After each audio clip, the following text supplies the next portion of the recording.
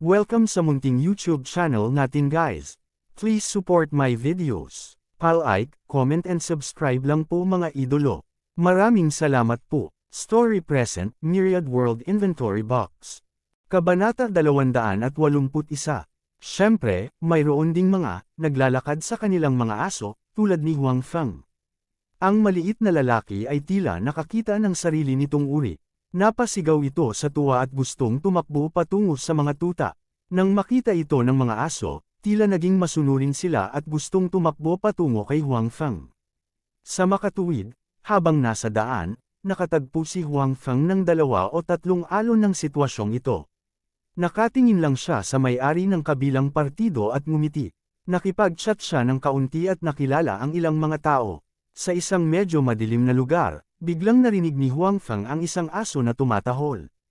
Ito ay hindi karaniwan. Sa komunidad na ito, maraming tao ang nag-aalaga ng aso. Iilan lang ang nakilala niya. Ngunit sa pagkakataong ito, bukod sa narinig niyang tumatahol ang aso, may narinig pa siyang umiiyak na bata. Puno ng takot ang boses at medyo pinipigilan pa.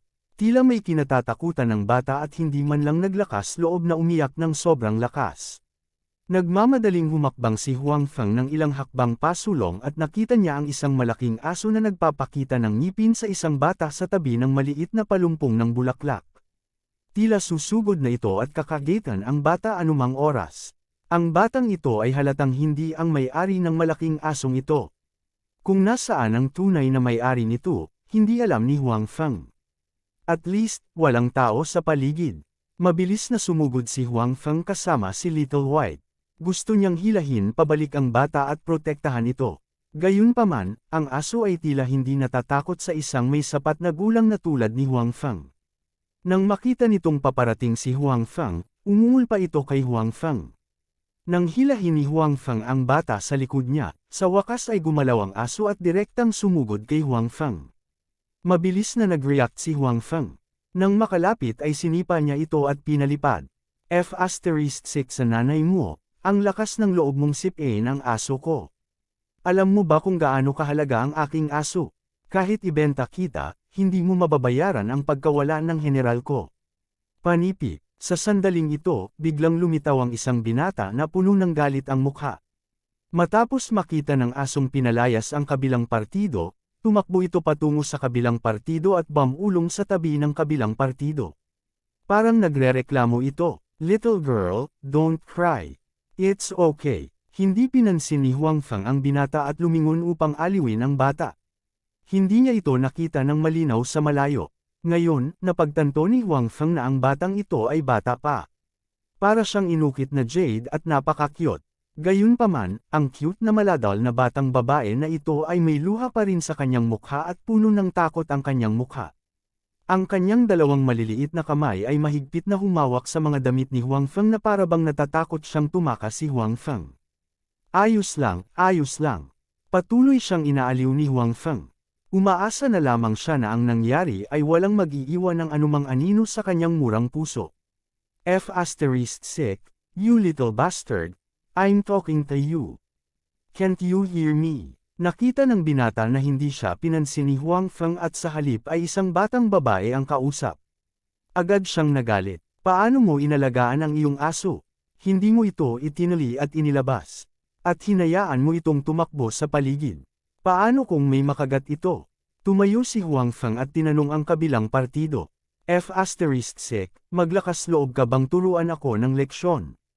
Aking aso, maaari kong gawin ang anumang gusto ko. Ito ay wala sa iyong negosyo. Sabihin mo, sinipa mo lang ang general ko. Paano mo babayaran? Hindi lamang ang binata ay walang kaunting pagsisisi, ngunit nais din niyang bayaran ni Huang Feng. Galit na galit si Huang Feng kaya gusto niyang tumawa. Aniya, muntik nang makagat ng aso mo ang batang ito. Paano mo ako masusuklian? Babayaran ko ang nanay mo. Halatang masama ang ugali ng binata. Tumakbo siya at gusto mong sisihin ang aso ko. At saka, hindi nangangagat ang aso ko. Hindi ba siya okay? Panipi, hehe, kung dumating ako maya-maya lang, hindi magiging katulad ng sinabi mo. Sabi ni Huang Feng, ngunit ayaw niyang masyadong masangkot sa kabilang partido. Pagkatapos ay sinabi niya, tandaan mong lagyan ng lubod ang iyong aso kapag lumabas ka upang lockeran ito sa hinaharap. Kung hindi, ito ay mabubugbog hanggang sa mamatay. Nang marinig ang pananakot ni Huang Feng, mas nagalit ang binata, lalo na nang makita niyang gustong umalis ni Huang Feng. Nais niyang makakuha ng hustisya para sa kanyang aso. Paano siya magiging handa na makitang umalis si Huang Feng ng ganito? General, pumunta ka at kagatin mo ang batang iyon hanggang mamatay. Ang binata ay hindi nang ahas na hayaan ang kanyang aso na kagatin si Huang Feng at ang batang babae ng direkta. Kung tutuusin, alam niya talaga na napakabangis ng aso niya. Kung talagang kinagat nito ang kabilang partido hanggang mamatay, hindi niya ito makokontrol. Sa oras na iyon, madadami din siya. Sa makatuwid, ibinaling niya ang kanyang atensyon kay Little White, na nasa tabi ni Huang Feng. Hindi niya maaaring hayaang makagat ng isang tao ang kanyang aso hanggang sa mamatay, ngunit wala siyang pakialam sa aso ng kabilang partido. Bukod dito, sa ganitong paraan, matuturuan din niya ng leksyon si Huang Feng para hindi na siya makialam sa negosyo ng ibang tao sa hinaharap. Bukod dito, maaari rin siyang maghayganti para sa pagsipa ni Huang Feng sa kanyang aso ngayon lang. Sa katunayan, si Little White, na nasa tabi ni Huang Feng, ay matagal nang hindi nasisiyahan sa malaking asong ito. Gayunpaman, hinayla ito ni Huang Feng, at hindi ito makawala. Bukod dito, hindi nito nakuha ang utos ni Huang Feng, kaya hindi ito tumakbo. Gayunpaman, ang malaking asong iyon ay talagang hindi alam kung ano ang mabuti para dito. Una, tumingin ito sa kanya ng mapanukso, pagkatapos ay sumugod talaga ito sa kanya. Agad na tuwang-tuwa si Little White. Hindi siya umalis at tumalikod na lang para titigan ang malaking aso. Sa oras na ito, napansin din ni Huang Feng ang sitwasyon sa likod niya. Medyo nag-aalala siya kay Little White. Bagamat isa itong banal na hayop, hindi pa ito lumaki, kaya maaaring hindi ito katugma sa malaking asong iyon. Sa makatuwid, nais ni Huang Feng na bawiin ito at turuan ng leksyon ang malaking asong iyon. Gayunpaman, napagtanto niya na hindi niya kayang hilahin si Little White kahit anong pilit niya. Parang napako sa lupa si Little White at hindi gumagalaw. Nakatitig pa rin ito sa malaking aso. Si Huang Feng ay medyo nababalisa. Nang makitang lalapit na ang malaking aso, naghanda si Huang Feng na humakbang pasulong at sipin ito palayo tulad ng dati. Gayunpaman, bago pa makakilos si Huang Feng, tumalon na si Little White. Bagamat napakaikli pa ng mga binti nito, hindi naman mababa ang taas ng pagtalon nito. Pagkatapos noon, tulad ni Huang Feng, iniunat nito ang kanang paa sa harap at sinipa ang noo ng malaking aso, pinalipad ito. Si Huang Feng at ang binata ay tumingin sa eksenang ito nang may pagtataka. Hindi inaasahan ng dalawa na ang maliit na katawan ni Little White ay talagang naglalaman ng napakalaking lakas. Ang malaking asong iyon ay hindi bababa sa 50 kilo, ngunit napakadali nitong sinipa ni Little White. Bukod dito, ang taas ng paglipad ay hindi mababa. Matapos medyo matigilan si Huang Feng, nakita niyang nakakatawa ito. Itong Little White ay halatang ginagaya ang kanyang mga kilos. Kung hindi, ang paraan ng pag-atake nito ay kumagat at hindi tulad ng isang flying kick. Iniisip ni Huang Feng kung ang Little White ay ililigaw niya pagkatapos niyang makasama ng mahabang panahon. Kabanata 282. Para sa kaligtasan ni Little White, hindi na nag-alala si Huang Feng. Ang pagkilos na ito ay madaling napatay ang malaking aso.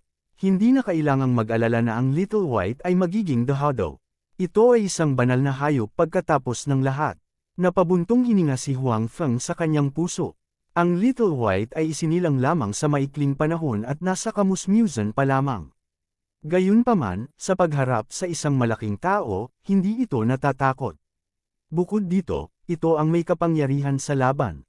Napakahusay ng sipa ni Little White. Ang malaking aso ay lumipad ng mataas, ngunit hindi ito lumipad ng napakalayo. Kaya naman, nang lumapag ito ay malapit pa rin ito sa paanan. Hindi ito nagpapigil at diretsyong tumalon at tinapakan ang katawan, tinatapakan at kinakagat. Ang malaking aso ay gustong makipagpunyagi noong una, ngunit mabilis itong nawalan ng lakas at naisip ang lumaban. Napagtanto nito na hindi ito makakawala kahit anong pilit nito. Walang saysay ang paggawa nito. Damdog, anong ginagawa mo? Bilasan mo at bumaba ka sa dakilang general ko. Sa pagkakataong ito ay bumalik din sa katinuan ng binata na tulala. Napagtanto niya na sa napakaikling panahon, ang kanyang mahalagang dakilang general ay nasa bingit na ng kamatayan. Kung magpapatuloy ito, mamamatay siya. Nang marinig ni Little White ang mga salita ng kabilang partido, iniangat nito ang ulo at tumingin sa kabilang partido. Ibinuka nito ang bibig, napakita ang matatalas na ngipin, at umungol sa kabilang partido. Nagulat ang taong iyon sa mga kilos at ekspresyon ni Little White. Walang kamalay-malay siyang napaatras ng 2 hakbang. Matapos mapagtantong pinahiya niya ang kanyang sarili, puno ng kahihiyan at galit ang kanyang mukha. Gayunpaman, hindi siya nang ahas na sumulong para pigilan si Little White. Nakita na niya ng sarili niyang mga mata ang bangis ni Little White. Kung tungkol sa lakas ng pakikipaglaban, hindi niya inakala na siya ay mas malakas kaysa sa dakilang general. Little White, kalimutan mo na. Sa oras na ito, nagsalita si Huang Feng. Ang malaking aso ay kinagat na ni Little White. Wala na ang bangis sa mga mata nito kanina. Sa halip, ito ay mukhang nakakaawa, na parang nagmamakaawa kay Little White na palayain ito. Nang marinig ang mga salita ni Huang Feng, si Little White ay ayaw bumaba sa katawan ng kabilang partido. Gusto ng malaking aso na bumangon at tumakas, ngunit umungal muli ang Little White. Ang malaking aso ay hindi agad ng ahas na tumakas. Napahiga ito sa lupa at nakaawang tumingin kay Little White. Noon lamang dumating si Little White sa paanan ni Huang Feng bilang kasiyahan at tahimik na tumayo. Tandaan mo, ang sinabi ko lang sa'yo ay huwag kang takutin. Kapag nilakad mo ang aso mo, kapag hindi ka nagtali ng lubad, baka mamatay talaga ang aso mo. Sabi ni Huang Feng sa binata. Gustong sumagot ng binata, ngunit nang makita niya ang Little White sa tabi ni Huang Feng, nilunok niya ang kanyang mga salita. Talagang may kakayahan si Little White na gawin ito. Gayunpaman, ang paraan ng pagtingin niya kay Little White ay medyo iba. Kung maaari siyang magkaroon ng napakalakas na alagang hayop tulad ng Little White, magkakaroon siya ng maraming mukha sa kanyang mga kaibigan. Dati, kahit ang makapangyarihang general sa kanyang mga mata ay hindi kap-ares kay Little White. Ang ibang mga aso ay hindi sapat upang tumingin. Kaya, itinakda niya ang kanyang mga tingin sa Little White, iniisip kung paano gawin ang Little White sa kanya. Hindi man lang niya napansin na tumabi na pala sa kanya ang aso niya. Noon lang niya napansin ang paghimas ng aso sa kanyang binti. Magwala ka, walang kwenta kang bagay. Sinipa ng binata ang malaking aso. Ang malaking aso na parang yaman sa paningin niya ay parang basura na.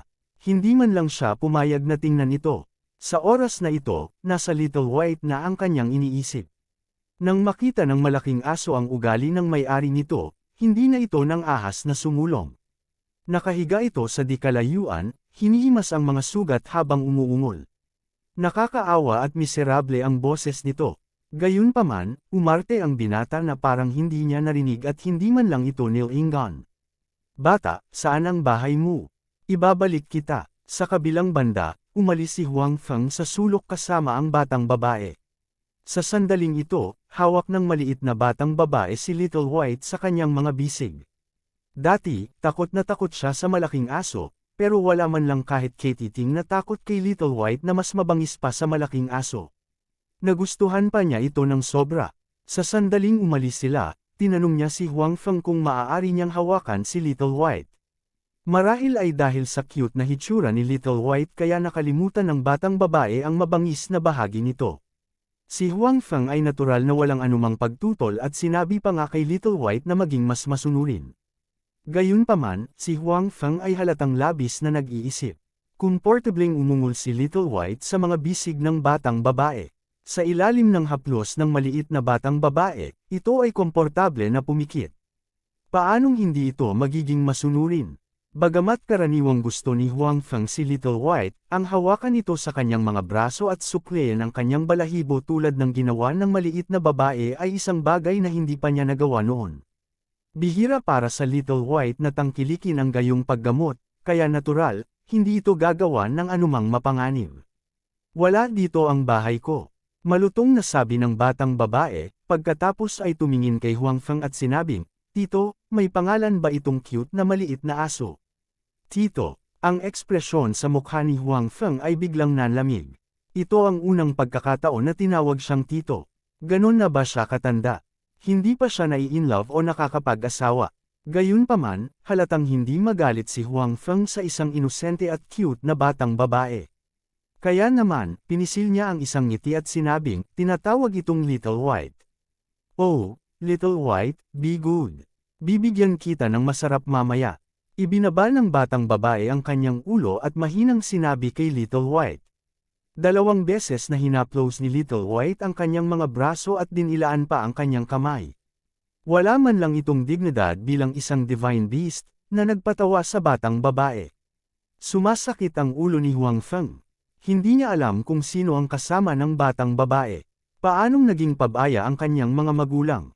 Bata, nasaan ang iyong mga magulang? Matiyagang magtanong lang si Huang Feng. Wala akong ama. Sabi ng batang babae, ngunit nang sabihin niya ito, bumagsak ang kanyang buong mukha. Gayunpaman, agad siyang ngumiti at sinabi kay Huang Feng, kasama ko ang aking ina. Nandyan lang siya. Habang nagsasalita ang batang babae, tinuro din niya ang isang direksyon. Tuwang-tuwa si Huang Feng. Nakakatuwang magkaroon ng balita tungkol sa kanyang pamilya. Bagamat na curious siya sa sinasabi ng maliit na babae na wala siyang ama, agad siyang dinala ni Huang Feng sa lugar na itinuro niya. Gayunpaman, nang dalhin ni Huang Feng ang maliit na babae doon, wala ang kanyang ina. Nahulaan ni Huang Feng na maaaring nalaman ng kanyang ina na wala siya roon at hinanap siya. Kaya naman, naghanda si Huang Feng na maghintay dito. Baka babalik siya dito para tingnan kung hindi niya mahanap. Ito ay isang parisukat, hindi kalayuan ng lugar kung saan nagsasayaw ang mga tita at tita. Nakahanap si Huang Feng ng isang bangko at umupo doon kasama ang maliit na batang babae, naghihintay na dumating ang kanyang ina. Napakaganda ng ugali ng batang babae. Hindi siya nag-iingay, pero hindi rin siya umiyak sa takot. Pinaglalaroan niya si Little White. Naisip ni Huang Feng na maswerte na nakilala siya ng kabilang partido. Kung makikilala niya ang isang human trafficker, malamang na matagumpay siyang maakit ng isang maliit na alagang hayop. Kabanata 283. Little girl, anong pangalan mo? Nababagot sa paghihintay, nagsimulang makipag-chat si Huang Feng sa batang babae. My name is Zhu Mengzhou. 4 years old na ako this year. Nasa kindergarten na ako. Hindi lamang ipinakilala ng batang babae ang kanyang sarili kay Huang Feng, ngunit sinabi rin niya sa kanya ang tungkol sa kanyang sarili. Malinaw, mayroon siyang magandang impresyon kay Huang Feng at interesadong makipag-chat kay Huang Feng.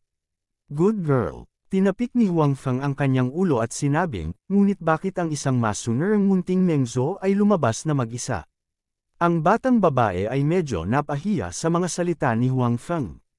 Ibinaba niya ang kanyang ulo at sinabing, alam kong mali ako. Nami-miss ni Mengzhou ang kanyang ina. Good girl, it's okay. Tutulungan ka talaga ni kuya na mahanap ang nanay mo. Inaliw siya ni Huang Feng. Bagamat tinawag siyang tiyuhin ng batang babae, iginiit ni Huang Feng na hindi siya ganoon katanda. Tulad ng iniisip ni Huang Feng na kung hindi lilito ang ina ni Little Mengzhou sa loob ng 5 minuto, dadalhin niya ito sa ibang lugar upang hanapin ang kanyang ina, nakarinig siya ng nag-aalalang sigaw mula sa malayo. Nanay naman, tinatawagan ni inay si Mengzhou.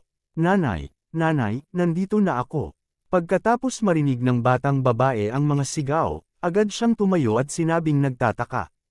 Hindi nagtagal pagkatapos noon, nakita ni Huang Feng ang isang figure na mabilis na tumatakbo patungo sa kanya. Kung tutuusin, dahil naka-high heels ang tao, muntik na siyang madapa habang tumatakbo, pero walang pakialam ang tao at nagpatuloy sa pagtakbo. Mengzhou, magaling kong anak, saan ka nagpunta? Alam mo ba na ang iyong ina ay nag-aalala hanggang sa mamatay? Ay pangako mo sa akin na hindi ka tatakbo sa hinaharap. Huwag kang umalis sa tabi ng nanay mo, okay?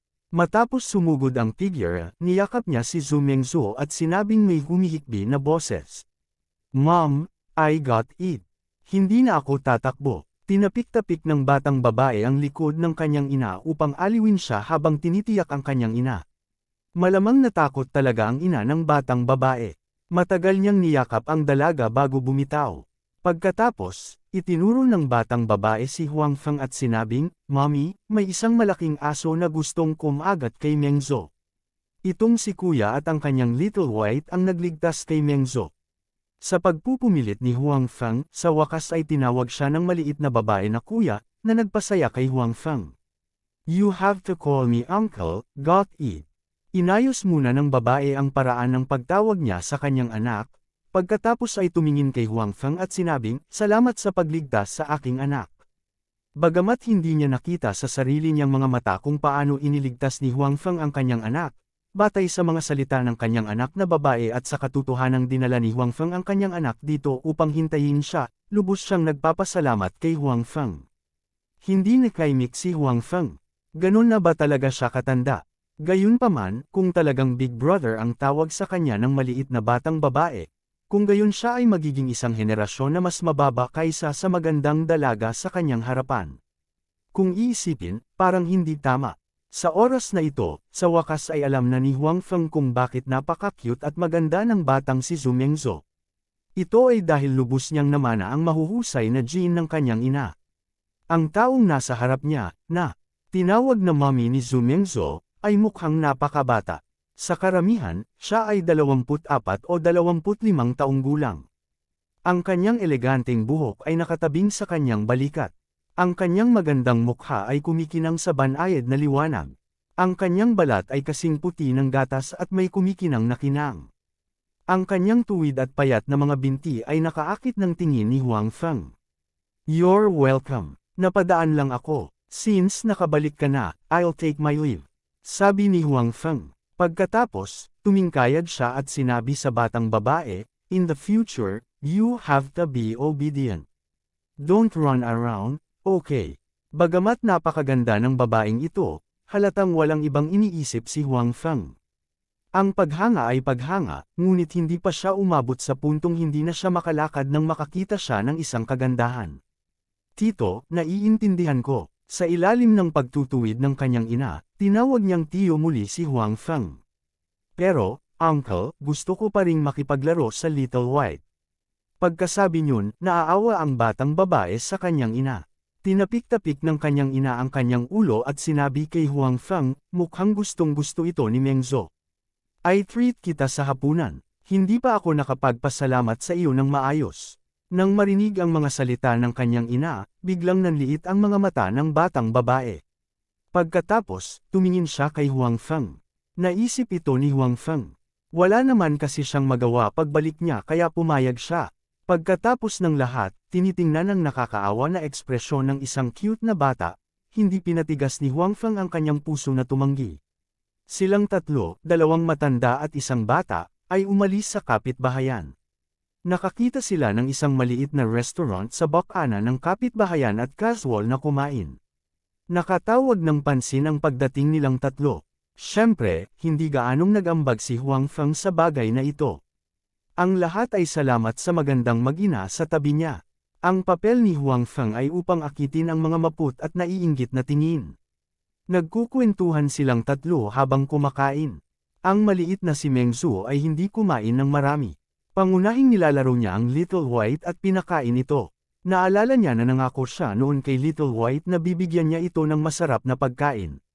Sa pamamagitan ng pakikipag-chat, nalaman din ni Huang Feng na ang pangalan ng batang ina ay Zhu Lingyon. Napakagandang pangalan noon. Si Zhu Mengzhou, ang maliit na cute na ito, ay halatang sinunod ang apelyido ng kanyang ina. Nalaman din ni Huang Feng ang dahilan kung bakit naghiwalay ang mag-ina. Hindi dito nakatira si Zhu Lingyon. May suite siya dito na inuupahan. Siya ay dumating upang mangolekta ng renta. Gayunpaman, dahil nakita niya ang kabilang partido sa maliit na parisukat at nakipagpalitan ng ilang salita sa kabilang partido, ang batang babae ay nag-usisa tungkol sa kapaligiran dito. Habang hindi pinapansin ng kanyang ina ay tumakas siya ng mag-isa. Pagkatapos nito, nakilala niya ang malaking aso. Hindi inaasahan ni Huang Feng na ang magandang dalaga sa kanyang harapan ay isang may bahay. Ang isang suite dito ay nagkakahalaga ng hindi bababa sa ilang dosina o kahit milyon-milyon. Kung ang lugar ay mas malaki, hindi imposible na ito ay nagkakahalaga ng ilang milyon. Kailangan ko talagang magpasalamat para sa bagay ngayon. Matapos pakinggan ang paliwanag ni Huang Feng sa sitwasyon, nakaramdam ng matagal na takot si Zhu Lingyon. Kung dumating si Huang Feng maya-maya lang, talagang magulo ito. You're welcome. This little girl is quite cute. Tumingin si Huang Feng kay Zhu Mengzhou at sinabi. Maaaring narinig ng batang babae ang mga salita ni Huang Feng. Nilabas niya ang kanyang dila kay Huang Feng at saka matamis na ngumiti. Pagkatapos kumain, naghiwalay ang magkabilang panig. Makikita na talagang gusto ni Zhu Mengzhou si Little White. Nang maghiwalay sila, ayaw niyang maghiwalay. Nakakaawa siya sa kakaiyak. Kung ang lalaking ito ay hindi isang banal na hayop at si Huang Feng ay kailangang umasa dito upang mag-teleport sa hinaharap. At kung ito ay labis niyang nagustuhan, si Huang Feng ay talagang gustong ibigay ito sa batang babae. Sa huli, maaliw lang siya ni Huang Feng at sabihin sa kanya ang kanyang address at contact information. Kung nakaligtaan niya si Little White, maaari niyang puntahan at makita ito. Ang cute na babae, nag-isip si Huang Feng habang naglalakad siya pabalik. Kabanata 284. Sa susunod na mga araw, pumasok si Huang Feng sa kumpanya gaya ng dati. Habang nilinang niya ang kanyang panloob na puwersa sa isang nakaka-relax na paraan, nakipag-ugnayan siya sa pabrika sa telepono upang malaman ang tungkol sa pag-unlad. Wala naman siyang pinatagal. Ang pag-unlad sa pabrika ay napaka-smooth pa rin. Pagkatapos ng lahat, itinatago ni Huang Feng ang mga kagamitan at manggagawa sa pabrika. Pagkabili nito, gumastos din siya ng malaki sa pagpapaganda. Bilang karagdagan, si Guo Liang at ilang iba pa ay ginagawa ang kanilang makakaya. Sa makatuwid, sa loob lamang ng ilang araw, magsisimula na ang pabrika. Bukas, opisyal na magsisimula ng produksyon ng pabrika. Ang sabi ko, bilang isang big boss, hindi ba dapat ipakita mo ang iyong mukha? Sa telepono, tinukso ni Guo Liang si Huang Feng. Si Guo Liang ay hindi kasing comfortable ni Huang Feng nitong mga nakaraang araw. Buong araw siyang tumakbo, abala sa mga pamamaraan at pagpapakain sa mga tao. Sa kabutihang palad, ang kanyang kakayahang gumawa ng mga bagay ay napakahusay pa rin. Sa makatuwid, sa loob lamang ng ilang araw, tinakbo niya ang lahat ng uri ng mga pamamaraan. Siyempre, gumastos siya ng maraming pera. Gayunpaman, upang makumpleto ang lahat ng mga pamamaraan ng napakabilis, maging ito ay Huang Feng o Guo Liang, sila ay lubos na nasisiyahan, kahit na gumastos sila ng kaunting pera. Gayunpaman, kahit na nakakapagod ang mga nakaraang araw, at kailangan pa niyang samahan ng iba na kumain at ngumiti, napakasaya ni Guo Liang sa kanyang trabaho. Kung tutuusin, sarili niyang negosyo iyon. Kahit na hindi niya alam kung anong uri ang magiging epekto ng napakagandang kagamitan na binanggit ni Huang Feng at kung magkakaroon ng market para dito, puno na siya ngayon ng motibasyon. Siyempre, pupunta talaga ako bukas. Medyo nahihiya na sabi ni Huang Feng. Sa panahong ito, naging hands-off siyang boss, ngunit ginawa niyang abala si Guo Liang at ang ilang iba pa, kaya medyo napahiya siya. Bukas ang opisyal na pagsisimula ng produksyon ng pabrika. Si Huang Feng ay natural na dapat nasa eksena. Kung hindi siya dumating bukas, medyo hindi makatwiran. Matapos ibaba ang tawag kay Guo Liang, naisip muli ni Huang Feng ang Changzhou Group. Simula noong hapong iyon nang magkita sila sa cafeteria, halatang mas madalas na napag-usapan ni Suyamo at Xi Mengzhou ang mga bagay-bagay kay Huang Feng. Para bang si Huang Feng ay hindi na isang ordinaryong tagapamahala ng seguridad, ngunit isang mataas na antas na tagapas siya sa pabrika. Dahil dito, medyo nalito si Huang Feng, ngunit hindi siya nagtanong ng anuman. Kung tutuusin, mayroon siyang sariling negosyo sa hinaharap. Ngayong kasali na siya sa Changzhou Group, mabuti para sa kanya na dagdagan ang kanyang karanasan sa larangang ito. Napakabuti rin para sa kanya ang pagiging independent sa hinaharap.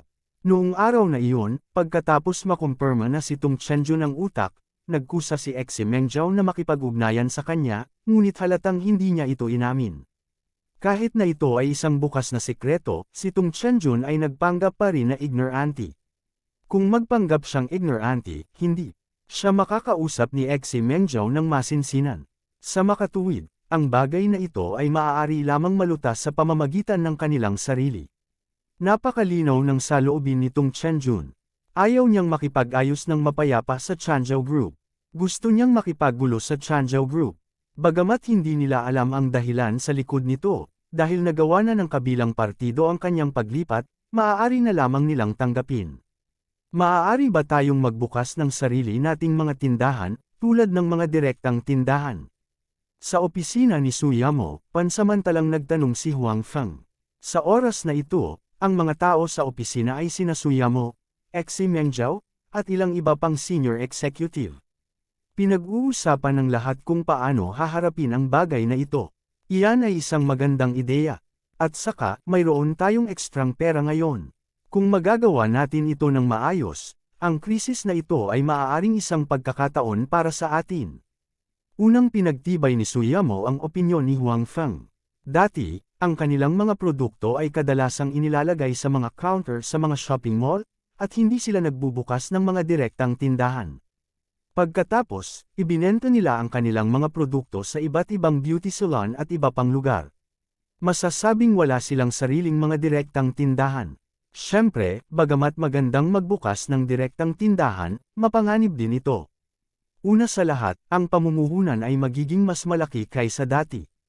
Kung tutuusin, kung mayroon silang sariling mga tindahan, lahat ng uri ng gastos ay tataas. Pangalawa, wala silang karanasan sa lugar na ito. Sabagay, kaka-develop pa lang nila nitong mga nakaraang taon. Kung hindi makikilala ng publiko ang kanilang tatak, malaki ang posibilidad na malugi sila. Ito rin ang dahilan kung bakit nag-alinlangan ang lahat. Kung nabigo ang direct sales store, malaking dagok ito sa kanilang negosyo. Siyempre, kung ito ay nagtagumpay, ito ay isang magandang pagkakataon para sa pag-unlad ng kanilang kumpanya. Ang kumpanya ay malamang na pumunta pa. Gawin natin, sabi ni Xi Mengzhao. Sa mga tuntunin ng aktibong pagpapalawak, siya at si Suyamo ay hindi nagkulang sa inisyatiba sa lugar na ito.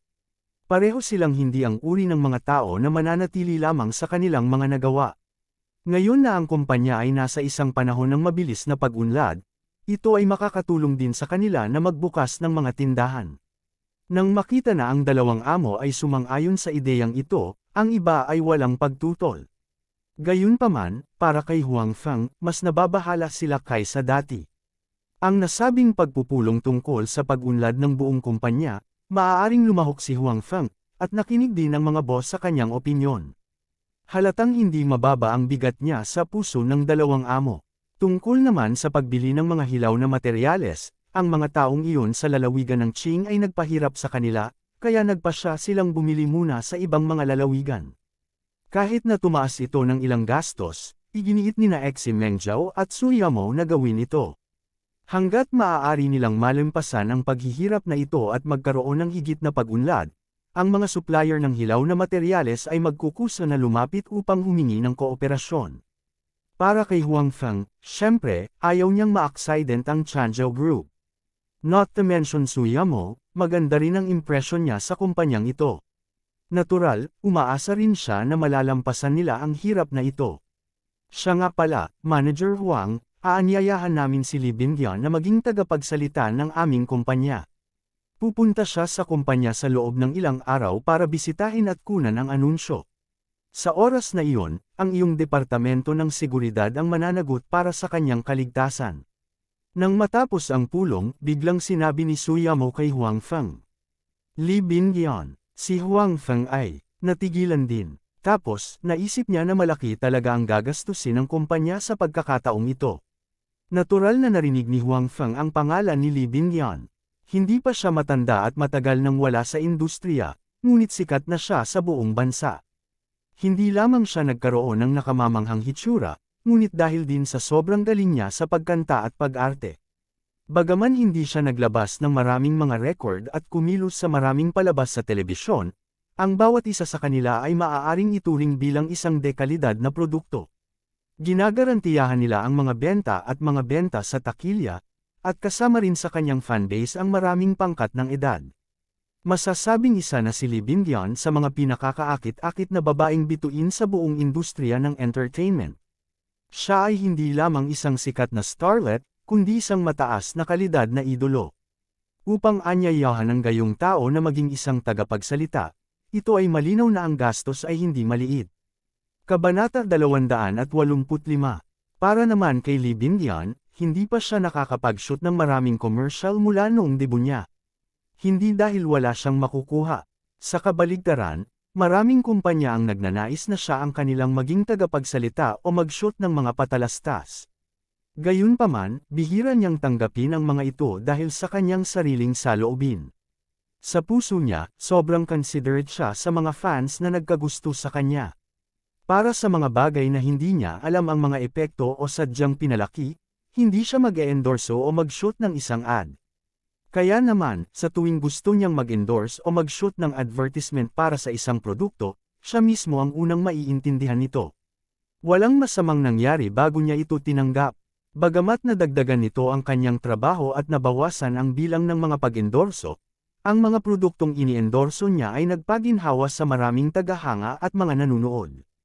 Hanggat nag-endorso siya ng isang bagay o nag-film ng isang ad, ang mga benta ay palaging maganda.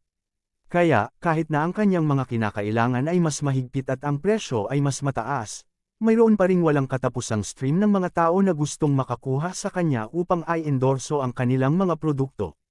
Sa makatuwid, nang malaman ni Huang Feng na aanyayahan ni Su Yamo si Li Bingyuan na maging kanilang tagapagsalita at mag-shoot ng isang patalastas, naramdaman niya na ang kumpanya ay namumuhunan ng malaki. Naiintindihan din niya kung bakit bumisita si Li Bingyuan sa kumpanya. Sa katunayan, kapag si Li Bingyuan ay mag-e-endorso o mag-shoot ng isang patalastas para sa isang partikular na produkto, mauunawaan niya ang mga epekto ng produkto. Gayunpaman, bihira siyang bumisita sa kumpanya. Kung tutuusin, hindi siya pinuno at marami siyang dapat gawin. Sa pagkakataong ito, ang isa sa kanila ay inimbitahan ni Su Yamo. Natural na gustong gamitin ni Su Yamo at Xi Mengjiao ang pagkakataong ito para pataasin ang katanyagan ng kumpanya. Ang isa pa ay si Li Bingyuan na nagkataong nasa Qing Province sa loob ng ilang araw, kaya nagkaroon siya ng ilang oras upang bisitahin ang kumpanya. Okay, nakuha ko, tumugon si Huang Feng. Kahit na si Li Bingyuan ay isang tanyag na tao, siya ay isa ring ordinaryong tao. Hindi inisip ni Huang Feng na siya ay nasa anumang panganib. Gayunpaman, marami pa rin siyang tagahanga. Ang pangunahing gawain ni Huang Feng at ng iba pang mga security guard ay protektahan si Li Bingyuan mula sa panggigipit ng mga tagahanga. Tutal, maraming fans ang natuwa nang makita ang kanilang mga idolo. Ito ay madaling magdulot ng gulo. Ang pangunahing gawain ni Huang Feng ay upang matiyak na walang anumang problema sa bagay na ito. Naisip din ni Su Yamo. Hindi nagtagal at kumalat ang balita na pupunta si Li Bingyuan sa kumpanya.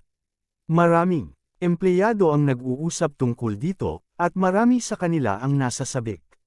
Sa bagay na ito, ang mga alalahanin ni Huang Feng at Su Yamo ay hindi makatwiran. Pati ang mga empleyado sa kumpanya ay tuwang-tuwa, not to mention those ordinary fans. Manager, narinig ko na pupunta si Li Bingyuan sa kumpanya natin. Ang hindi inaasahan ni Huang Feng ay maging si Brother Wang ay pumunta sa kanyang opisina upang kumpirmahin ang balita. Oo, fan ka rin niya. Medyo curiosity na sabi ni Huang Feng. Kahit na si Brother Wang ay hindi maaaring maging ama ni Li Bingyuan sa edad na ito, ang pagkakaiba ay hindi malaki. Fan din ba siya ni Li Bingyuan? Ito ay aking anak. Siya ay isang tagahanga ni Li Bingyuan. Siya ay isang napakapanatikong tagahanga. Kung makukuha ko ang pirma ni Li Bingyuan, siya ay magiging napakasaya. Medyo nahihiya na sabi ni Brother Wang, syempre, gusto ko rin siya. Sa totoo lang, walang masyadong tao ang hindi nagkagusto kay Li Bingyuan, lalo na sa mga lalaki. Bagamat hindi niya fan si Huang Feng, sobrang nagustuhan din niya ito. Kung tutuusin, maganda siya, may magandang personalidad, at halos walang mga iskandalo. Sino ba naman ang hindi magkakagusto sa isang celebrity na responsable sa kanyang mga tagahanga? Gayunpaman, naisip ni Huang Feng na sa isang lugar tulad ng entertainment circle, napakaganda niya, at walang mga iskandalo hanggang ngayon. Dapat may background si Li Bingyuan. I think you will have a chance to get the signature because we will be her temporary bodyguards. Sabi ni Huang Feng. Talaga, ang galing. Masayang sabi ni Kuya Wang. Nag-iisip na siya kung paano kukuha ng pirma. Pagkatapos makuha ito, kung paano ipakita sa harap ng kanyang anak na babae. Matapos paalisin si kapatid na Wang, si Huang Feng ay nahawa rin ng kapaligiran sa kumpanya. Talagang inaabangan niya ang pagdating ni Li Bingyuan. Nang iniisip ito ni Huang Feng, tumunog ang kanyang telepono. Nang makita niyang ito ang tawag sa telepono ni Qiu Ningshuang, sumakit ang ulo ni Huang Feng. Nang puntahan niya si Qiu Ningshuang noong araw na iyon, nangako siya rito na bibisitahin niya ito ng madalas. Gayunpaman, nang maisip niya ang sigasig ng kanyang ina, medyo umaatres si Huang Feng. Sa makatuwid, hindi siya pumunta sa mga araw na ito. Patuloy na tumatawag si Qiu Ningshuang para itanong kung bakit hindi siya pinuntahan. Hindi niya tinupad ang kanyang mga salita, at masasabi lamang ni Huang Feng na naging abala siya. Natural na mahulaan ni Qiu Ningshuang ang bahagi ng dahilan. Sa makatuwid, bagamat patuloy niyang tinatawagan si Huang Feng, hindi niya ito pinilit na pumunta sa ospital upang makita siya. Maraming nag-usap ang dalawa sa telepono. Kahit masakit ang ulo niya, kinuha pa rin ni Huang Feng ang telepono. Iniisip niya kung anong dahilan ang dapat niyang gamitin para makatakas ngayon. Madi-discharge na ako bukas. Nang hindi inaasahan ito ni Huang Feng, pagkatapos na makonekta ang telepono, hindi siya hiniling ni Qiu Ningshuang na pumunta sa ospital ngunit direktang sinabi na siya ay ilalabas bukas. Congratulations, sabi ni Huang Feng pagkatapos matigilan sandali. May oras ka ba bukas? Tanong ni Qiu Ningshuang. Nang ma-discharge siya, gusto pa rin ni Qiu Ningshuang na makita si Huang Feng. Bukas. Naghahanda si Huang Feng na sabihin na may gagawin siya bukas. Kung tutuusin, nangako siya kay Guo Liang noon na pupunta siya sa pabrika bukas. Ibang bagay, sabi ni Qiu Ningshuang. Bagamat alam niya kung bakit hindi dumating si Huang Feng, ang puso ni Qiu Ningshuang ay medyo nabigo pa rin. Hindi na niya muling nakita si Huang Feng. Nang marinig ni Huang Feng ang mga salita ni Qiu Ningshuang, medyo napahiya siya. Kadalasan ay naghahanap siya ng mga dahilan upang maiwasan ito. Ngayong may nangyari na talaga, hindi.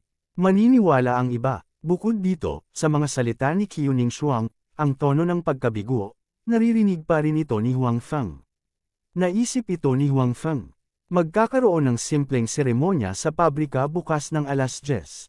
May ilang oras pa bago iyon. Maaari siyang pumunta at makita si Qiu Ningshuang. Kung tutuusin, nangako siya noon, pero hindi siya tumuloy.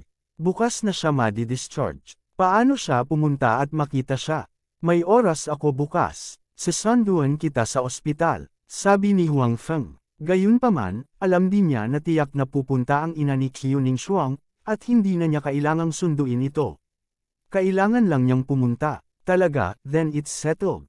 Kung hindi ka papasok bukas, mananatili ako sa ospital at hindi aalis. Medyo maisla na sabi ni Qiu Ningshuang. Lakad, tiyak pumunta. Nakangiting sabi ni Huang Feng. Gayunpaman, tila naramdaman niya na ang ugali ni Qiu Ningshuang sa kanya ay halatang iba sa dati. Dahil ba sa gabing iyon? Nag-isip si Huang Feng pagkatapos ibaba ang telepono. Kabanata 286. Sino ba yang tinatawag mo? Bakit ang saya-saya mo? Panipi. Sa ward, pumasok ang ina ni Qiu Ningshuang at nakita niya si Qiu Ningshuang na hawak ang kanyang telepono at tumatawa ng nakakaloko.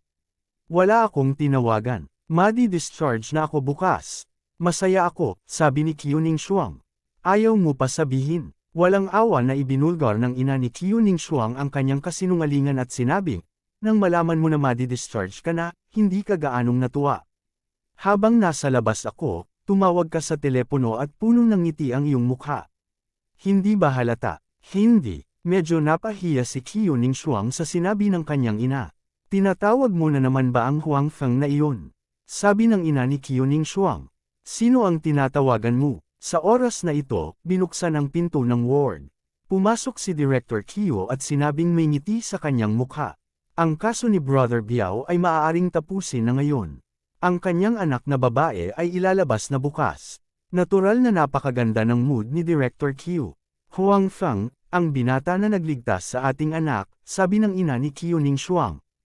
Ma, huwag ka magsalita ng walang kwenta. Lalong napahiya si Qiu Ningshuang, ngunit hindi siya gaanong nag-alala. Kung ang kanyang mga magulang ay ang uri ng mga magulang na kailangan siyang pakasalan, hindi siya maglalakas loob na ipakita ang kanyang mga iniisip. Paano ako nagsasalita ng kalokohan? Sumagot ang ina ni Qiu Ningshuang. Gayunpaman, masyadong insensible ang Huang Feng na iyon. Minsan lang siya dumating noong na-hospital ka. May gagawin siya. Hindi napigilan ni Qiu Ningshuang na ipagtanggol si Huang Feng.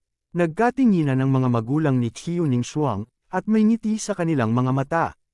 Pagkatapos, sinabi ng ina ni Qiu Ningshuang, "Old Qiu, wala ka rito noong nakaraang pagkakataon, kaya hindi mo nakita ang binatang iyon.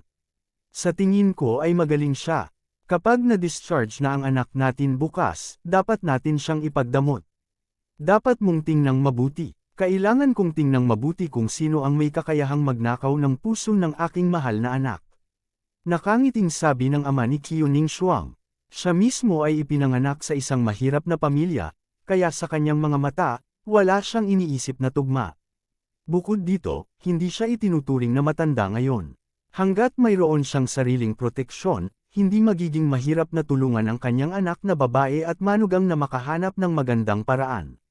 Sa makatuwid, wala siyang anumang mga kinakailangan para sa magiging asawa ng kanyang anak na babae, hanggat nagustuhan siya ng kanyang anak na babae, ayos lang. Siyempre, ang ama ni Qiu Ningshuang ay talagang natatakot na ang kanyang anak na babae ay malinlang. Kung tutuusin, kapag ang isang babae ay nakatagpo ng pag-ibig, siya ay palaging medyo nahihilo. Natatakot siyang dumating ang kabilang partido para sa background ng kanyang anak. Hindi yun magiging magandang bagay para sa kanyang anak na babae. "Dad, pinagtatawanan mo rin ako." Pulang-pula ang mukha ni Qiu Ningshuang. "Hindi kita pinagtatawanan. Hindi ka na bata. Bagamat hindi ko kayang makipaghiwalay sa'yo, oras na para umibig kayo. Kung talagang gusto ninyo ang isa't isa, hindi ako tatutol. Gayunpaman, kailangan mong idilat ang iyong mga mata. Huwag kang magpapalinlang sa iba," sabi ni Chief Qiu. Kilala ni Chief Qiu ang kanyang anak. Kahit na siya ay napakalakas sa halos lahat ng oras, ang kanyang puso ay napakalambot. Ang gayong tao ay napakadaling linlangan, kaya kailangan niyang paalalahanan siya. Alam din ni Qiu Ningshuang ang ibig sabihin ng kanyang ama. Bagamat hindi niya inamin na gusto niya si Huang Feng, ipinagtanggol din niya si Huang Feng. "Hindi alam ni Huang Feng ang aking pagkatao noon. Noong gabing iyon, pagkarating mo, nalaman niya. Nag-aalala ako na magagalit siya sa akin, kaya sinadya kong itago iyon sa kanya." Good. Buti na lang alam mo ang ginagawa mo." Halatang nasiyahan si Chief Qiu sa mga salita ng kanyang anak. Sa kasong ito, ang kabilang partido ay malinaw na hindi dito para sa background ng kanyang anak na babae, ngunit para sa kanyang sarili.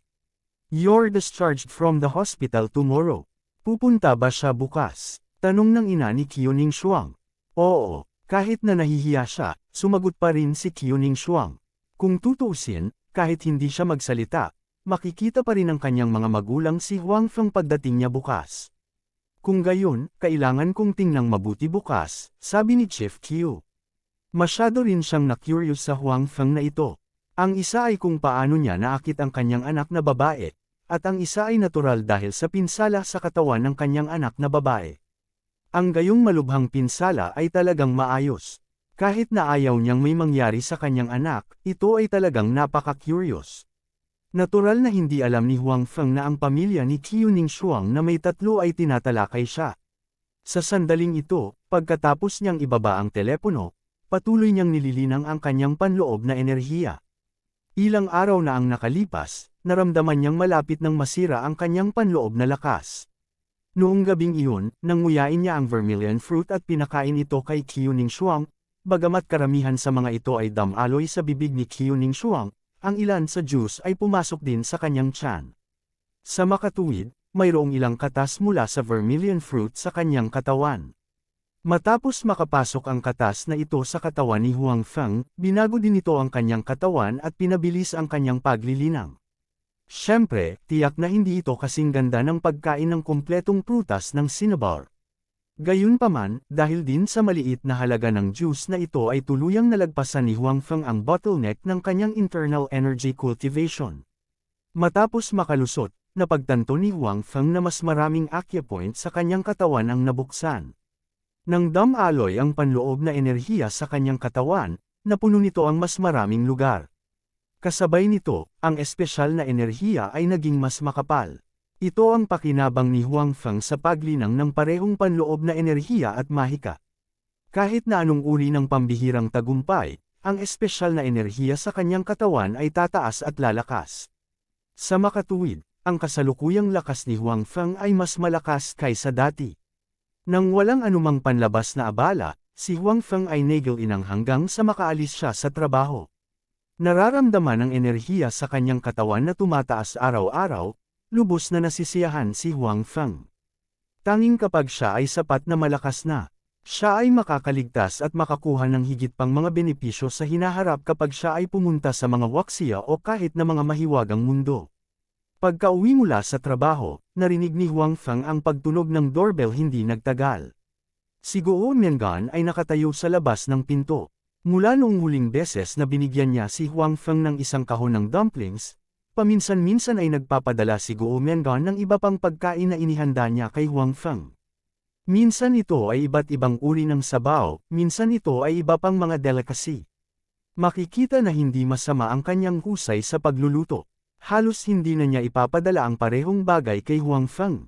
Natural na hindi alam ni Guo Miangan na si Huang Feng ang may immortal book. Ang pagluluto ay hindi masyadong mahirap para sa kanya. Sa kanyang opinyon, bilang isang lalaking namumuhay mag-isa, tiyak na hindi papansinin ni Huang Feng ang pagkain. Maraming tao ang naging ganito. Sapat na basta mabusog ang tiyan. Maraming tao ang direktang mag-order ng takeout. Hindi lang mahal ang pagkain ng takeout, hindi rin ito malinis. Sa makatuwid, madalas na nagdadala ng pagkain si Guo Miangan kay Huang Feng. Upang mapangalagaan ang panlasa ni Huang Feng, gumastos siya kamakailan ng maraming pera at naisip ang bumili ng mga pamilihan. Kabanata 287. Hindi ka pa kumakain ha?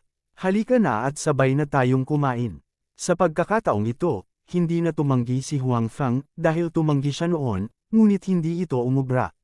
Ngayon, hindi na lang niya nasabi ang mga magagalang na salita. Bagamat kaya niyang magluto mag-isa, kung may handa na pagkain, at masarap ang lasa, natural na hindi siya tatanggi. Bukod dito, ito rin ang mabuting hangarin ni Guo Miangan. Sa oras na ito, sapat na si Guo Miangan para magluto ng pagkain, at tiyak na hindi niya ito kinain mismo. Nang marinig ang imbitasyon ni Huang Feng, medyo napahiya si Guo Miangan, ngunit paulit-ulit na nagpumilit si Huang Feng, kaya hindi siya tumanggi. Pagkatapos ng lahat, kahit na bumalik siya ng mag-isa siya. Bagamat nakikibahagi siya sa isang silid sa iba, ang tatlo sa kanila ay karaniwang hindi kumakain ng magkasama, at kahit nakakaunti ang nagsasalita. Ang sitwasyong ito ay hindi karaniwan. Si Huang Feng ay nasa ganitong sitwasyon din noong nakibahagi siya sa isang silid sa iba noon, kaya hindi siya nagulat at alam niya ang kasalukuyang sitwasyon ni Guo Miangan. Okay, pero hindi naman marami ang ganito. Babalik ako at kukunin ko. Sabi ni Guo Miangan, mas mabuti pang kumain dito kaysa bumalik at kumain ng mag-isa. Bukod dito, makakausap niya si Huang Feng at hindi siya maiinip. Ngayon ang pamumuhay ni Guo Miangan ay ang dating pamumuhay ni Huang Feng. Nagkaroon ng maliit na nightlife, at ang lahat ay para makatipid ng pera. Sa makatuwid, pagkatapos kumain mag-isa sa gabi, naglaro siya sa kanyang mobile phone o nagbasa ng libro. Karaniwang hindi siya lumabas, at walang kausap. Sasamahan kita, sabi ni Huang Feng. Natatakot siya na hindi ito kakayanin ni Guo Miangan mag-isa. Kahit na medyo nahihiya siya, pumayag si Guo Miangan pagkatapos mag-alinlangan. Ito ang unang pagkakataon na pumunta si Huang Feng sa lugar ni Guo Miangan. Bagamat nasa itaas at ibaba sila, hindi pa talaga siya nakakapunta doon. Wala roon ang dalawang roommate na nakasama sa isang kwarto ni Guo Miangan. Baka nasa trabaho pa sila, o baka lumabas sila para maglaro. Walang masyadong alam si Guo Miangan, at natural na hindi alam ni Huang Feng. Nang pumasok si Huang Feng sa kanyang silid, medyo napahiya si Guo Miangan. Pagkatapos ng lahat, si Huang Feng ang unang lalaking pumasok sa kanyang silid. Walang ibang lalaki ang nakapasok sa kwarto niya kanina. Halos tumingin si Huang Feng sa silid ni Guo Miangan. Nahihiya siyang tumingin ng mabuti. Gayunpaman, nakikita pa rin niya na kahit na hindi masyadong malaki ang silid ni Guo Miangan, napakalinis at malinis pa rin ito sa kanya. Napakainit din ng dekorasyon. Gayunpaman, habang nakatingin si Huang Feng sa silid ni Guo Miangan, bumukas ang pinto sa labas. Dapat ay dalawang kasamahan ni Guo Miangan ang babalik. Nang lumabas sa silid sina Huang Feng at Guo Miangan, nakita rin ng dalawang lalaki ang hindi inaasahang panauhin, si Huang Feng. Nang makita ng dalawang babae si Huang Feng, halatang natigilan sila. Bagamat ilang araw nang nagde-deliver ng pagkain si Guo Mengan kay Huang Feng, hindi nila namalayan na bagamat magkasama rin ang dalawang babae na umuupa sa bahay, medyo close sila. Tila ibinubukod nila si Guo Mengan. Kadalasan, hindi nila siya kinakausap. Kadalasan, hindi man lang siya binati. Ito ay higit sa lahat dahil minamaliit nila si Guo Mengan sa kanilang mga puso. Bagamat magkakasamang umupo ng bahay, silang dalawa ay nagmula sa ibang mga lungsod at itinuring na mga naninirahan sa lungsod. Galing sa kanayunan si Guo Mengan, kaya kahit na nakatira ang lahat sa iisang bahay ngayon, mababa pa rin ang tingin nila kay Guo Mengan. Guo Mengan, sino siya? Napagkasunduan namin noon na bawal magdadala ng ibang tao lalo na ang mga lalaki sa gabi. Isa sa mga babaeng mukhang masama ang tingin kay Huang Feng at sinabi kay Guo Mengan. Malinaw, naisip niya na si Huang Feng ay boyfriend ni Guo Mengan. Kung tutuusin, gabi na, at nandito pa siya. At saka, kalalabas lang niya sa kwarto ni Guo Mengan, kaya natural na nagkaroon siya ng ganitong haka-haka. Sa katunayan, ang kahilingang ito ay napaka-normal. Maraming kababaihan na magkasama sa isang silid ang hindi sumasang-ayon sa kanilang mga nangungupahan na ibalik ang mga lalaki, o kahit na makibahagi sa isang silid. Kung tutuusin, kung marami pang lalaki, napaka-inconvenient para sa ibang babae. Kaibigan ko siya, hindi siya magpapalipas ng gabi dito. Medyo nahihiya na sabi ni Guo Mengan. Talaga, ang dalawang babae ay tumingin kay Huang Feng na may kainahinalang mga mata. Hindi sila naniwala sa mga salita ni Guo Mengan. Huwag mong isipin na hindi namin alam na nagsisinungaling ka kapag sinabi mong aalis siya mamaya.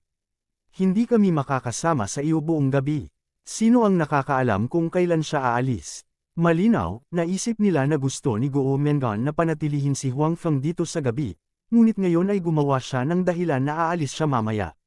Magdamag silang hindi nakakapagpuyat, kung bakit nila naisip iyon.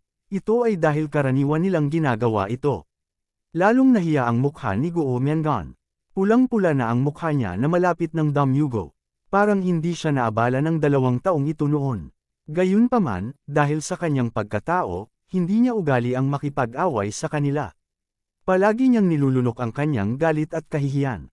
Gayunpaman, ang oras na ito ay naiiba. Sa pagkakataong ito, hindi lang siya pinag-usapan ng 2 tao, kundi pinag-usapan din si Huang Feng. Si Huang Feng ay kaibigan niya, at tinulungan din siya nito. Natural na ayaw niyang makita si Huang Feng na inaabuso ng ganito. You can rest assured, gagawin ko talaga ang ipinangako ko. Seryoso ang mukha ni Guo Mengan. She shows an unprecedented strength in front of the 2 women and said, "Tsaka, huwag mong isipin na hindi ko alam na nagbalik kayong dalawa ng mga lalaki noong nakaraang linggo. Kung boyfriend mo ba sila o hindi, hindi ko alam." Si Huang Feng ay nagkaroon ng bagong antas ng paggalang kay Guo Mengan. Hindi niya akalain na kapag gustong-gusto nitong kutsain ang mga tao, napakamakapangyarihan niya. Para naman sa 2 babae, bakas sa mga mukha nila ang kahihiyan at pagtataka sa mga oras na ito. Natural lang ang kahihiyan dahil inilantad sila ni Guo Mengan sa publiko. Kung tungkol sa palaisipan, ito ay dahil si Guo Mengan ay karaniwang kumikilos ng mahina sa harap nila, kaya't ang dalawa ay naglakas loob na maging walang kabusugan. Hindi lang nila inaasahan na si Guo Mengan, na laging gustong lunukan ng kanyang galit at hindi ng ahas na pabulaanan sila, ay biglang magiging ibang tao ngayon. Ikaw, walang kwenta ang sinasabi mo. Tinuro ng isa sa mga babae si Guo Mengan at namumula ang mukha. Kalokohan man o hindi, alam mo sa puso mo, mahinahong sabi ni Guo Mengan.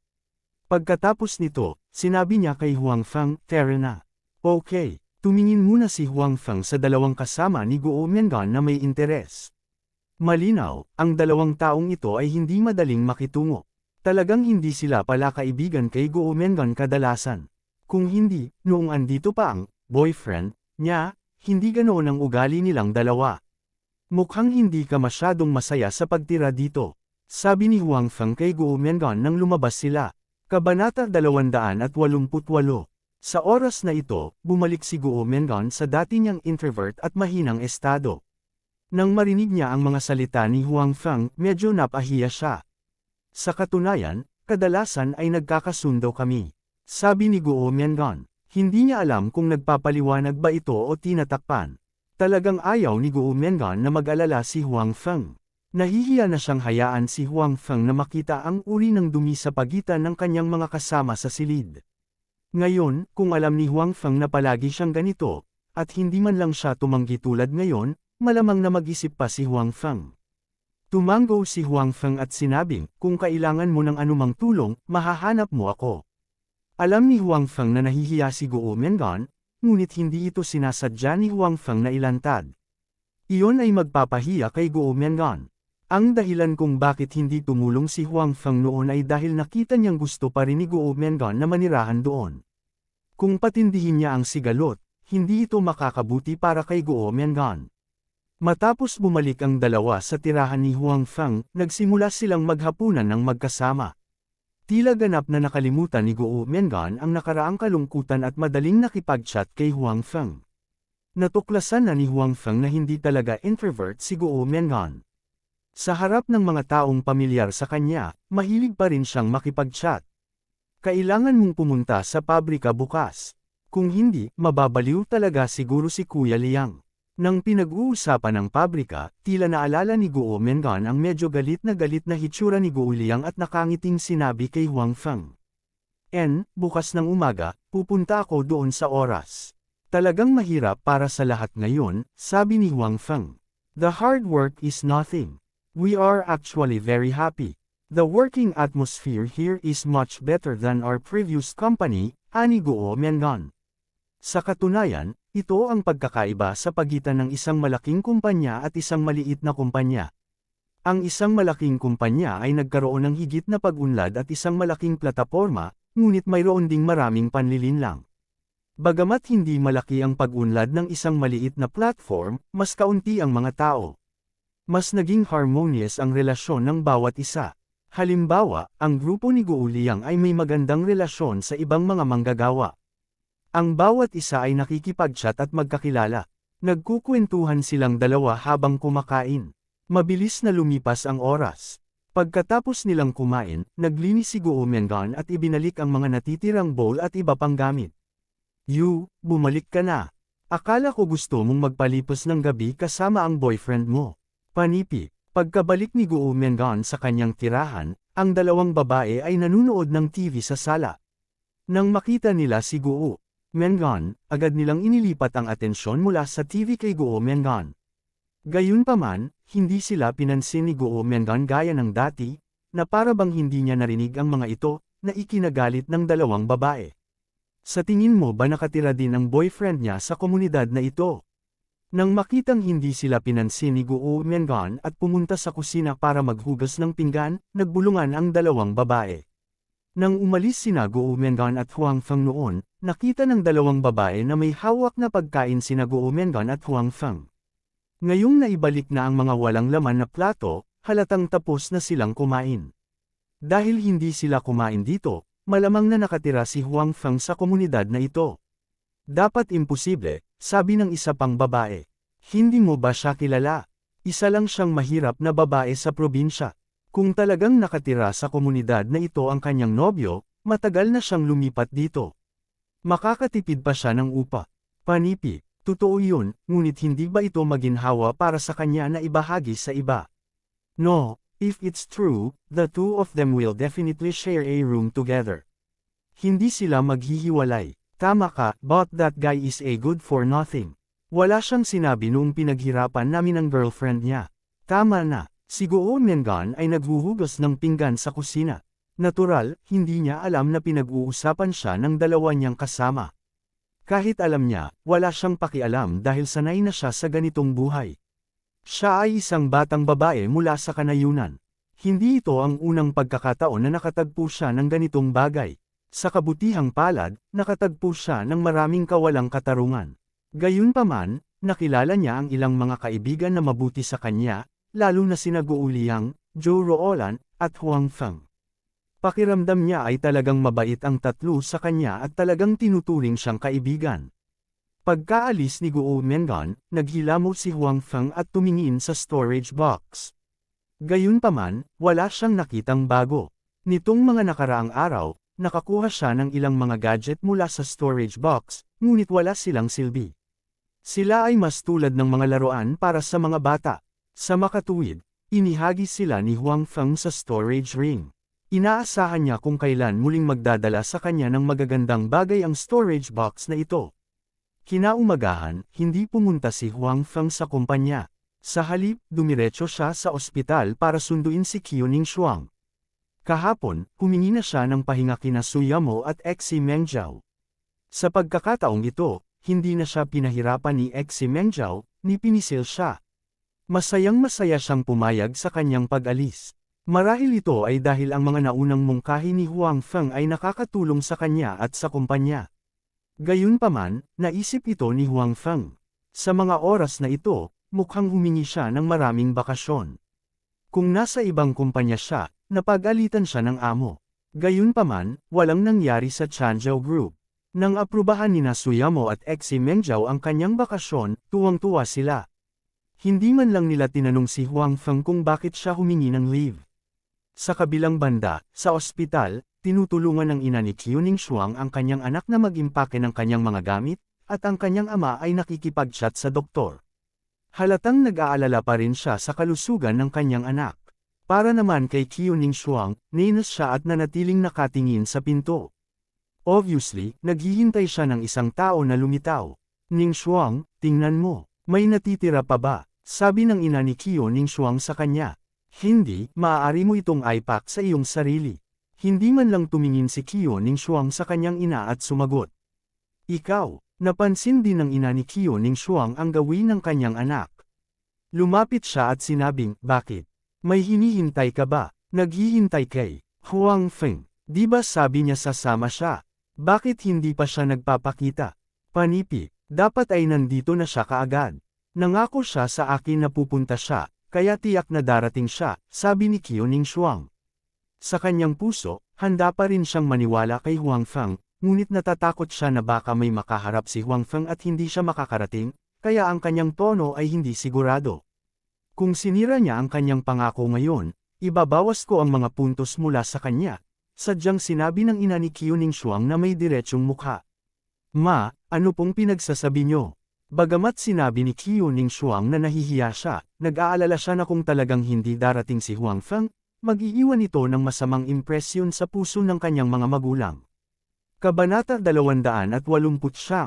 I'm sorry, I'm late. Habang hinahayaan ni Qiuning Shuang na tumakbo ng ligaw ang kanyang imahinasyon, bumukas ang pinto sa ward at lumitaw ang figure ni Huang Feng sa linya ng paningin ni Qiuning Shuang. Nakita ni Huang Feng na halos nakaimpake na ang mga gamit sa ward. Alam din niyang medyo late siya dumating. Nakaramdam siya ng kaunting hiya. Maaga siyang lumabas, pero ngayon ay rush hour na kaya napakasikip ng daan. Pagdating niya dito, medyo late pa. Nandito ka pala. Nang makita ni Qiuning Shuang si Huang Feng na lumitaw, ang pag-aalala sa kanyang mukha ay nawala ng walang bakas. Naglakad siya patungo kay Huang Feng na may kaaya-ayang sorpresa. Sa likod ni Qiuning Shuang, tumingin ang kanyang ina kay Director Qiu, na katatapos lang makipag-chat sa doktor. Nagkatinginan sila at may lubos na naiintindihan sa kanilang mga puso. Congratulations sa pagiging discharge. Inabot ni Huang Feng ang bulaklak sa kanyang kamay kay Qiuning Shuang at sinabi. Salamat. Kinuha ni Qiuning Shuang ang bulaklak sa kamay ni Huang Feng na may ngiti sa kanyang mukha. Sa sandaling ito, wala siyang kahit katiting na pag-aalala at pagkabagot mula noon. Ikaw si Huang Feng. Sa sandaling ito, lumapit si Director Qiu. Noong gabing iyon, nakilala niya si Huang Feng. Pero hindi naman nagpakilala ang dalawa kaya hindi talaga sila magkakilala. Ako, hello, Director Qiu. Magalang na sinabi ni Huang Feng. Siya ay magsisimula ng isang negosyo sa hinaharap. Kaya magkakaroon ng maraming pakikipag-ugnayan sa pagitan ng negosyo at ng pulisya. Sa makatuwid, kailangan pa rin niyang maging magalang kay Director Qiu, hindi pa banggitin na siya ang ama ni Qiuning Shuang. Well, you should call me Uncle Qiu. Thank you for saving my daughter that night. Si Director Qiu ay may ngiti sa kanyang mukha habang kinakausap niya si Huang Feng. Wala siyang kahit katiting na dignidad gaya ng karaniwan niyang ginagawa sa opisina. Tito Qiu, masyado kang magalang. Natural na walang dahilan si Huang Feng para tanggihan ang mabuting kalooban ni Director Q. Bukod dito, ito ay kapaki-pakinabang lamang sa kanya. Naging abala ako nitong mga nakaraang araw, at na-hospital din si Ning Xuang. Ngayon, nagkataon na may oras ako, at na-discharge na rin siya. Ililibre ka namin ng tanghalian bilang pasasalamat. Sinabi ni Direk Q kay Huang Feng. Hindi na kailangan iyon, Tio Q. Mabuting magkaibigan kami ni Ning Xuang. Tama lang na iligtas ko siya. Hindi mo kailangang maging magalang, pagtanggi ni Huang Feng. Paano natin magagawa yun? Magkaibigan kayo, pero magulang niya tayo. Magpasalamat pa rin tayo. Sa oras na ito, lumapit din ang ina ni Q Ning Xuang at sinabi. Nais niyang anyayahan si Huang Feng sa isang pagkain upang ipahayag ang kanyang pasasalamat. Ngayon, nalaman din niya na ang kanyang anak na babae ay tila interesado kay Huang Feng, kaya gusto niyang kumain ng magkasama. Tama, Huang Feng, huwag kang tumanggi. Bagamat medyo nahihiya siya noon, umaasa pa rin si Q Ning Xuang na makakasama ni Huang Feng ang kanyang pamilya. Si Huang Feng ay hindi kilala ng kanyang mga magulang, at isang beses lang niya itong nailigtas. Ilang beses na niya itong nailigtas, at may nararamdaman pa rin siya para kay Huang Feng sa kanyang puso. Natural, gusto niyang hayaang makipag-ugnayan si Huang Feng sa kanyang mga magulang. Ngunit, medyo napahiya si Huang Feng. May iba pa siyang gagawin sa umaga. Kung hindi, handa siyang kumain kasama ang pinuno ng pulisya ng Qing Province. Little Feng, may gagawin ka ba sa tanghali? Halatang may nakita ang ina ni Q Ning Xuang. Oo, nagbukas ako ng maliit na pabrika. Ngayon, opisyal na akong magsisimula ng produksyon. Kailangan kong pumunta doon mamaya. Hindi ito itinago ni Huang Feng. Kung hindi, kung ang mga magulang ni Q Ning Xuang ay nag-iisip na hindi niya gustong pumunta ng kusa, ito ay kakilakilabot. Nagbukas si Little Feng ng sarili niyang pabrika. Nagulat na sabi ng ina ni Q Ning Xuang. Dati, sa pamamagitan ng kanyang anak na babae, halos alam na niya ang tungkol sa sitwasyon ni Huang Feng. Security manager lang siya, pero hindi niya inaasahan na ngayon, nagbukas na pala siya ng factory. Maging sina Q Ning Xuang at Direktor Q ay tumingin kay Huang Feng nang may pagtataka. Malinaw, hindi nila ito inaasahan, lalo na si Q Ning Xuang. Bagamat nasa ospital siya sa panahong ito, wala siyang gaanong alam tungkol kay Huang Feng. Pagkatapos ng lahat, gusto niya si Huang Feng sa kanyang puso, kaya natural, gusto niyang malaman ang higit pa tungkol kay Huang Feng. Gayunpaman, hindi niya inaasahan na ang alam niya ay hindi lahat tungkol kay Huang Feng. Gayunpaman, mabilis na naalala ni Q Ning Xuang ang mga mahiwagang bagay ni Huang Feng, kabilang ang mga guwantes at ang prutas na ibinigay sa kanya upang kainin. Malinaw, maraming sikreto si Huang Feng. Ngayon, hindi nakakaiba na makahanap ng isa pa. Well, I opened it with a friend. Maliit lang na factory. Medyo nahihiya na sabi ni Huang Feng. Bukod dito, hindi siya nagsisinungaling. Maliit lang talaga ang factory niya. Mayroon lamang 20 tao sa kabuuan. Matapos marinig ito ni Director Q, baka sa mukha niya ang pag-iisip. Pagkatapos, sinabi niya sa mag-ina ni Q Ning Xuang, bumalik muna kayong dalawa. Ning Xuang, bumalik kayo at maligo ng mabuti. Pagkatapos, pumunta sa restaurant kasama ang nanay mo at hintayin tayo. Pupunta ako sa pabrika ni Little Huang para tingnan.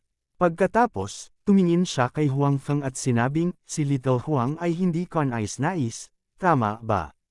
Susuportahan sana ni Director Q si Huang Feng. Sa kanyang hitsura, ang maliit na pabrika ni Huang Feng ay walang sinumang bulag para sadyang magdulot ng gulo para sa kanya sa hinaharap. Para sa puntong ito, naiintindihan ng iba pang 3 tao sa eksena. Bagamat hindi nagustuhan ni Huang Feng ang paraan ng pakikipag-usap sa kanya ni Director Q, hindi ito kasing ganda ng pagtawag sa kanya ng ina ni Q Ning Xuang na Little Feng. Gayunpaman, napakasaya pa rin niya na makapunta si Director Q sa kanyang pabrika.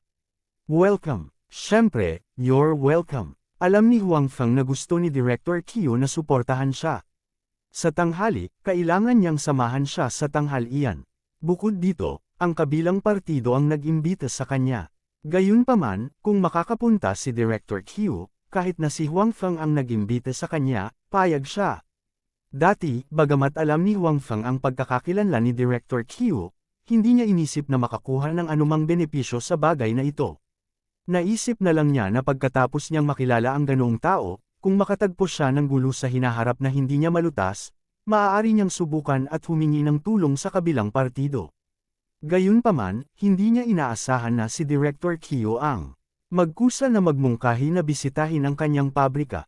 Likas na masaya si Huang Feng. Malinaw na naiintindihan ito ni Kyo Ningxuang, kaya tumanggaw siya at sinabing, mabuti naman. Pagkatapos, hihintayin kita sa restaurant kasama ang aking ina.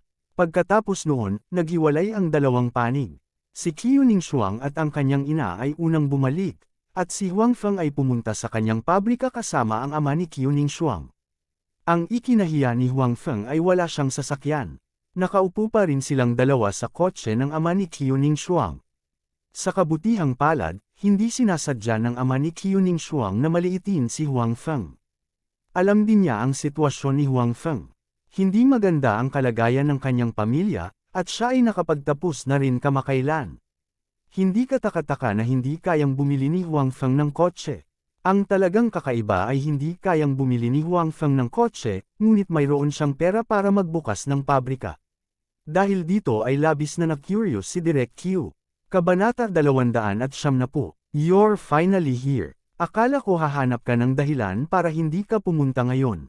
Nang dumating sina Huang Feng at Direktor Q sa pabrika, naghihintay na si Guo Liang sa pintuan. Nasa tabi niya sina Zhou Ruolan at Guo Miangan. Ngayon, halatang maingat na nagbihis si Guo Liang. Nakasuot siya ng well-plancha na suit, kurbata, at masusing sinukle ang kanyang buhok. Gayunpaman, nang makita siya ni Huang Feng na nakasuot ng ganito, hindi niya maiwasang magtanong, hindi ka ba naiinitin? Kalokohan, inis na sabi ni Guo Liang. Napakainit pa ng panahon. Ito ang pinakaangkop na araw para magsuot ng kamiseta. Gayunpaman, ngayon ay isang espesyal na araw. Kahit anong init, tiniis niya. Handa siyang gawin iyon. Malinaw na naiintindihan ni Huang Feng ang kanyang iniisip. Gayunpaman, wala siyang masyadong pakialam sa suot niya.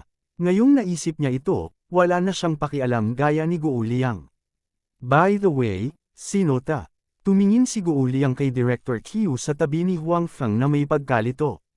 Siya at si Huang Feng ay walang anumang koneksyon sa Jiang District, kaya hindi nila naisip na mag-imbita ng sinuman para sa simpleng seremonya ngayon.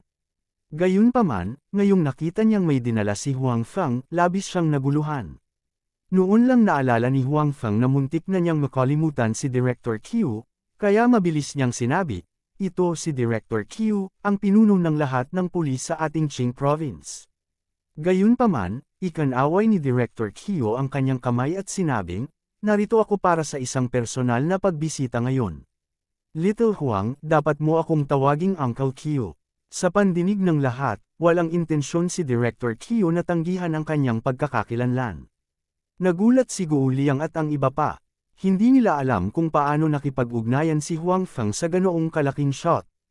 Kahit paano nila nakita, parang walang interaksyon ang dalawang panig. Bukod dito, sa pagtingin sa hitsura ng kabilang partido, tila ibang-iba ang tingin niya kay Huang Feng. Gayunpaman, dahil hiniling ni Director Q kay Huang Feng na tawagin siya ng ganoon, natural na hindi nang ahas ang iba na tawagin siya ng ganoon. Mabilis na sinabi ni Guo Liang, kaya si Director Q. Bilis, mangyaring pumasok. Oo, palihim na tumanggo si Director Q. Naging magalang siya kay Huang Feng dahil sa kanyang anak na babae. Gayunpaman, hindi ito nangangahulugan na siya ay magiging magalang sa iba. Siya, si Director Q, ay kailangan ding magtiwala sa kanyang katayuan. Pagkatapos noon, nagmamadaling sumunod si Huang Feng at ang iba pa. Dahil hiniling ni Director Q kay Huang Feng na tawagin siyang Uncle Q, natural na hindi sinasadyang hindi alam ni Huang Feng kung paano pahalagahan ang mga pabor. Noong una, sina Huang Feng at Guo Liang ay nagplano lamang na tipunin ang lahat ng mga manggagawa at magsabi ng ilang salita upang hikayatin sila. Pagkatapos nito, sisimulan nila ang makina at sisimulan ang produksyon. Gayunpaman, ngayong nandito na si Director Q, iba na. Siguradong hindi papalagpasin ng dalawa ang ganoong pagkakataon. Bukod dito, dahil narito si Director Q, hindi sila maaaring maging masyadong malabo. Sa makatuwid, nang sinamahan ni Huang Feng si Director Qiu upang tumingin sa paligid ng pabrika, si Guo Liang ay nakakuha na ng pulang laso, tray, paputok, at iba pa na nakakaalam kung saan. Pagkatapos, naghanda siyang magdaos ng ribbon cutting ceremony, at ang pangunahing kalahok ay natural na si Director Qiu. Bagamat saglit na nag-alinlangan si Director Qiu bago sumang-ayon sa nakaraan, hindi dahil walang humiling sa kanya na lumahok sa gayong seremonya, ngunit palagi siyang direktang tumatanggi noon. Gayunpaman, ngayon, dahil si Huang Feng iyon, nag-alinlangan siya sandali bago pumayag. Sa katunayan, bago siya dumating, naisip na niya ang mga bagay na ito. Kung talagang gusto niyang tumanggi, hindi na siya sasama. Bagamat walang bisita o reporter, napakasigla pa rin ng maikling seremonyang ito. Bukod dito, natitiyak din ni Huang Feng at Guo Liang na si Director Qiu na pupunta rito para lumahok sa seremonya ng pagputol ng laso dito ay malapit ng kumalat sa pandinig ng maraming tao na may lihim na motibo. Sa hinaharap, hindi nila kailangang matakot sa mga paghihirap mula sa gobyerno. Bagamat hindi ito tuluyang maalis, tiyak na mas mabuti ito kaysa sa nakaraang sitwasyon kung saan wala silang suporta. Si Guo Liang at ang iba pa ay medyo nag-aalala pa rin sa pabrika na ito. Pagkatapos ng lahat, hindi nila alam ang tungkol sa pagkakaroon ng storage box, at wala silang tiwala kay Huang Feng. Gayunpaman, ngayon ang pag-aalala na ito ay mas kaunti. Maaari pang ang anyayahan ni Huang Feng si Director Qiu, at hindi ito ang uri ng formalidad. Bukod dito, ito ay isang personal na pagbisita, na mas mahirap. Sa kanyang pagbisita, hindi masasabing direktang mag-take off ang kanilang pabrika, ngunit tiyak na mas promising ito kaysa sa naunang pabrika.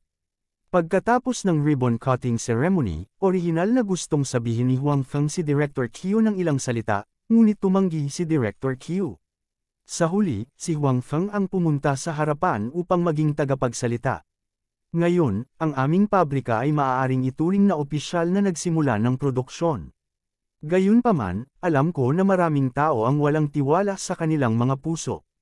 Ang ganoong kaliit na pabrika na may ganoong kaliit na sukat, at maging ang pangalan sa labas ng pabrika ay hindi na bago. Ano ang hinaharap nito? Gaano kahusay ang mga bagay na ginawa? Magkano ang maibebenta nito? Maraming tao ang may pagdududa at kawalan ng tiwala. Tumingin si Huang Feng sa mahigit 20 tao sa ibaba at sinabi. Gayunpaman, gusto kong sabihin sa lahat na ako ay lubos na kumpiyansa sa pabrika na ito. Ang dahilan kung bakit ako kumpiyansa ay dahil ang produkto na ginagawa namin ay hindi isang simpleng produkto. Ito ay isang produkto ng paggawa ng panahon. Ito ay isang produkto na may malaking lead sa parehong merkado. At ang ganoong bagay ay gagawin sa maliit na pabrika na ito sa ilalim ng iyong mga kamay. Bawat isa sa atin ay magiging mga taong lilikha ng kasaysayan. Pagkatapos magsalita ni Huang Feng, nalaman niyang medyo nagbago ang mood ng lahat. Gayunpaman, karamihan sa kanila ay hindi pa rin naniniwala.